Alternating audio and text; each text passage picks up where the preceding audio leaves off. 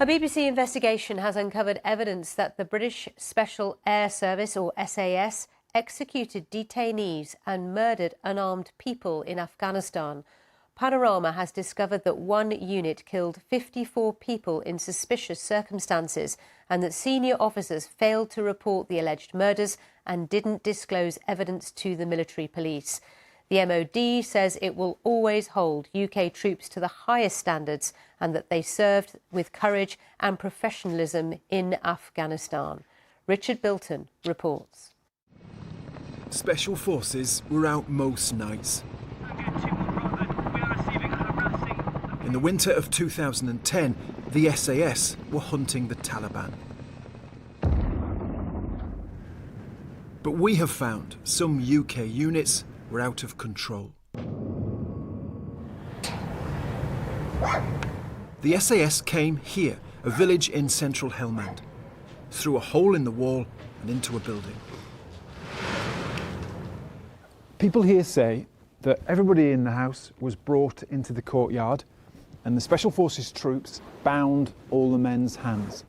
And then one man was taken back inside and killed. Haji Ibrahim was a former district governor. A UN investigation found he was not a threat, but an unarmed civilian. His hands were tied at the front. He had been killed. They had shot him in the corner of his eye, and later they had fired a shot at my father's chest. The suspicious killing was far from a one-off. Panorama obtained military reports that show people were repeatedly shot dead after surrendering to the SAS. In report after report, Special Forces claimed they sent a detainee back into the building to help with the search. The detainee was then shot after supposedly grabbing a weapon. Military insiders say the SAS accounts are implausible. Special Forces routinely search and restrain detainees, so they shouldn't be able to get hold of weapons. Impossible. If the person was so negligent, you'd be getting rid of the Special Forces guy. You'd be saying, you allowed someone to grab a grenade behind the curtain. You don't deserve to be in the Special Forces. You could have got everybody killed. So to see it time and again, how does that make you feel? It's clearly an orchestrated campaign of murders. Panorama looked in detail at one SAS tour. We identified 54 suspicious killings in just 6 months, incidents that look like murders and executions.